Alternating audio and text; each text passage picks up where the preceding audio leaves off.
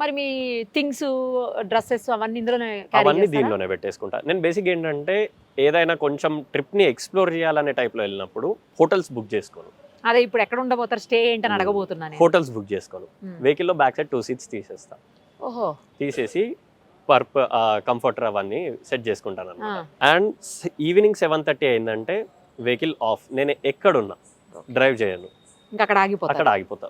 మళ్ళీ మార్నింగ్ ఎప్పుడు స్టార్ట్ చేస్తారు? మార్నింగ్ 6:30, 7కి. నాకు తెలిసి నేను ఇంత ట్రావెల్ చేసిన దానిలో ఒక 10 to 15 times హోటల్లో స్టే చేశాను. మరి ఫ్రెష్ అప్ అవటము అట్లా fresh up in the sense ఇంకా బయట నార్మల్గా క్యాజువల్గా ఇప్పుడు అంటే స్నానం చేయాలి ఎట్లా?